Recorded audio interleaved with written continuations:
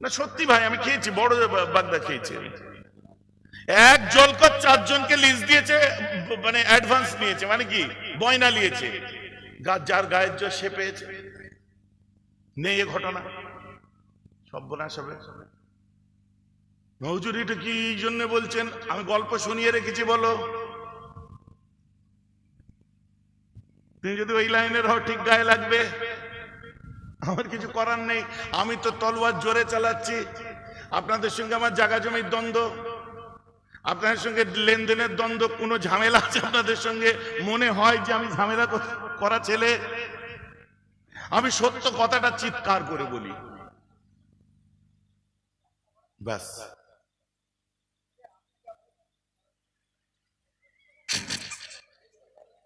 আমি আছি তোমার সাথে চাচা।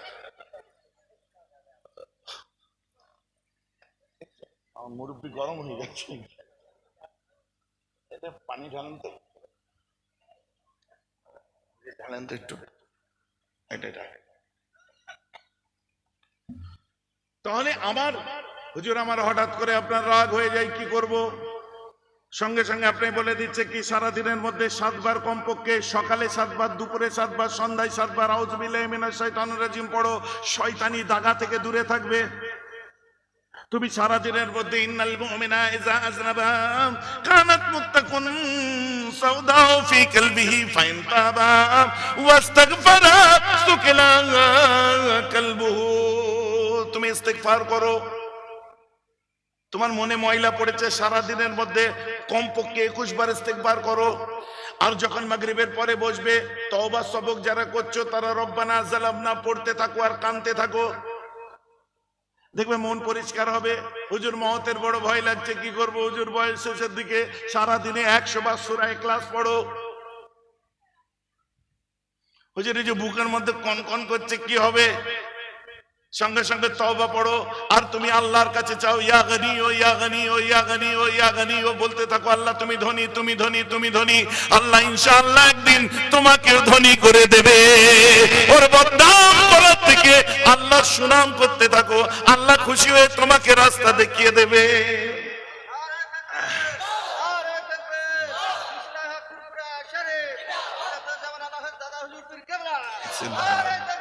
আল্লাহ ভাইজান, আমার কথা বুঝতে পারছেন তো? এইগুলো করার পরে আপনি নয়, পরীক্ষিত এক্সপেরিমেন্ট করেছে হাজার হাজার আলেম ওলামা মাওলানা, সাধারণ মানুষ তরিকা মত করেছে, অঙ্গীকারবদ্ধ হয়েছে যে হ্যাঁ কুরাইশ বংশের একজনের বাতির কাছে আমি বায়াত হয়ে, বায়াত মানে অঙ্গীকার করেছি যে এই জিনিসগুলো করব না। কত মানুষ জিনা থেকে দূরে এসেছে, কত মানুষ খারাপ পথ থেকে দূরে এসেছে, চুরি থেকে, কত মানুষ মন্দ পথ থেকে হেদায়েতের রাজপথে এসেছে। এই যে ফরজে আইন, তাই আপনি কারো একটা কাছে যেতে হবে যে আপনাকে এগুলোকে শিখতে হবে, এটা ফরজে আইন। যার কাছে যাবেন, শুনুন, যার কাছে যাবেন তাকে গুরুজি বলেন, আমার আপত্তি নেই। যার কাছে যাবেন তাকে স্যার বলুন, আমার আপত্তি নেই। যার কাছে যাবেন তাকে আপনার কি বলে গুরুদেব বলুন, আমার আপত্তি নেই। যার কাছে যাবেন তাকে মাস্টারমশাই বলুন, আমার আপত্তি নেই। যার কাছে যাবেন তাকে আপনার কি বলে প্রফেসর বলুন, আপত্তি নেই।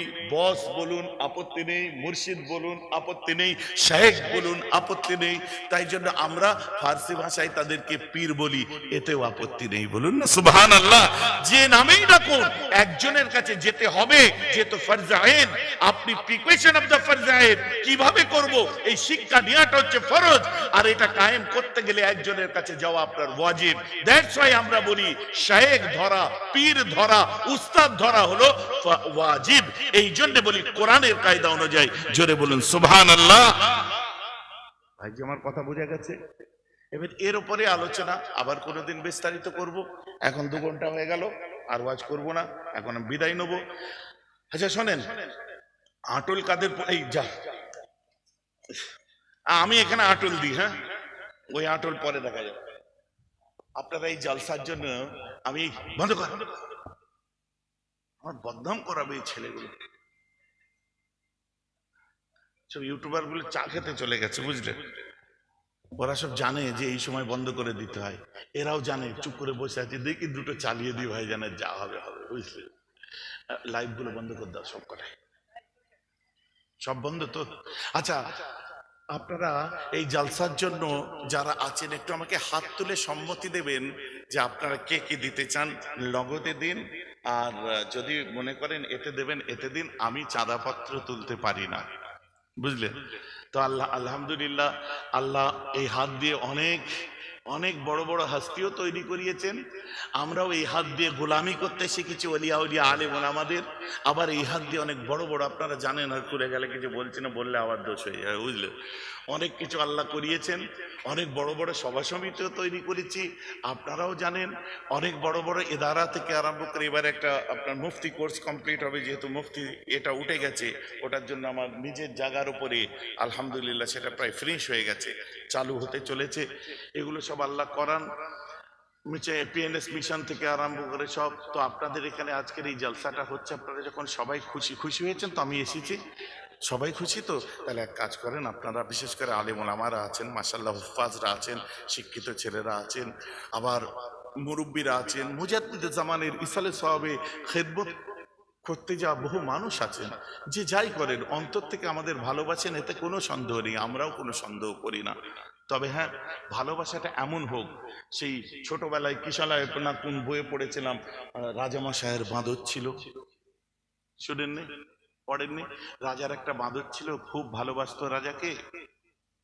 তো রাজা ঘুমোচ্ছে দুপুর বেলায়, 14 পচা গরম, মাথার ধারে বসে আছে, আর একটা মাছি এসে রাজার বুকে বসেছে, বুঝতে পেরেছেন? আর এই হাতে করে বাঁদরটা উড়াচ্ছে, আবার উড়ে এসে আবার তাড়িয়ে দিল, আবার মাছিটা আবার তাড়িয়ে দিল। এবারে বাঁদর রেগে গেছে, ওপর থেকে রাজার তলোয়ারটা পেড়ে এনেছে, বলছে শালা আমার মনিবের বুকে যদি এবার বসিস তো তোকে আজ আমি কেটে ফেলবো, বুঝতে পারছে না? মাছি এসে বসেছে, সেকেন্ড টাইম লাইনে দেনেন দেন তলোয়ার তুলে মেরেছে এক কোপ, মাছি নাই মরেই গেল ভাবলাম, কিন্তু রাজা কি আর বাঁচলো? রাজাও দু পিস। আপনি বলুন তো, বাঁদরটা কি ভালোবাসতো না? বাঁদর কি রাজাকে ভালোবাসতো না? রাজার বুকে একটু মাছি বসা বাঁদর সহ্য করতে পারছে না, নিঃসন্দেহে ভালোবাসতো, কিন্তু ও তো বাঁদরের ভালোবাসা। মেহরাব সিদ্দিকী একটা মাছি, একে কাটতে যেয়ে যেন তলোয়ারটা সিলসিলার বুকে, দাদা হুজুরের বুকে চালিয়ে দেবেন না। আমার কথাটা ভুল সাব্যস্ত করতে যেয়ে যেন একটা মাছিকে মারতে তলোয়ার ব্যবহার করবেন না, কারণ আমি মুজাদ্দিদ জামানের আদরের বুকে বসে আছি, তার সিলসিলার বুকে বসে আছি। অতএব যদি দাদা হুজুর পীর কেবলার সিলসিলার মূল নীতি নিয়ে চলে থাকি, তো একে কাটতে গেলে মাথায় রাখবেন যে উল্টে কিন্তু কি কাটা হচ্ছে। তো ভালোবাসুন, বাঁদরের মতো ভালোবাসবেন না। খারাপ লাগলো কথাটা, শুনতে কঠিন লাগলো। ভালোবাসুন, কিন্তু বাঁদরের মতো ভালোবাসবেন না। ভালোবাসতে গেলে মহব্বত করার মতো করতে। ভাইজান আমাদের বাঁদর বলে গেছে, আমরা কি বাঁধন নাকি? নাউজুবিল্লাহ, আমি বোঝাবার জন্য বলছি, কথা বুঝতে পারছেন না? দানা দুশ্মন দিগার আস্ত কে না দানে দোস্ত। অশিক্ষিত বন্ধুর থেকে শিক্ষিত দুশ্মন অনেক ভালো, কথা বুঝতে পারছেন না? এখানে কি ক্লাসে শিক্ষিতর কথা বলা হচ্ছে না, প্রকৃত সিলসিলাকে বুঝুন, জ্ঞানী মানুষের কথা হচ্ছে। জ্ঞানী শত্রু অজ্ঞ বন্ধুর থেকে অনেক ভালো। অথবা আপনারা আমার জ্ঞানী শত্রু হন, আমার আপত্তি নেই, কিন্তু অজ্ঞ বন্ধু হতে যাবেন না, অন্ধভক্তি করতে হবে না। যাই হোক, আপনারা এই মাহফিলের জন্য পকেটে 500-1000 টাকা যাদের কাছে আছে, মাশাআল্লাহ সেলিম শেখ 1000 টাকা দিয়েছে, বলুন আলহামদুলিল্লাহ, নারে তাকবীর, নারে তাকবীর। আর কে আছেন একটু দেখান। মুনতাকিম আমার ছোট ভাই পীরজাদা এসে গেছে, একবার তাকবীর দিন, নারে তাকবীর, নারে তাকবীর।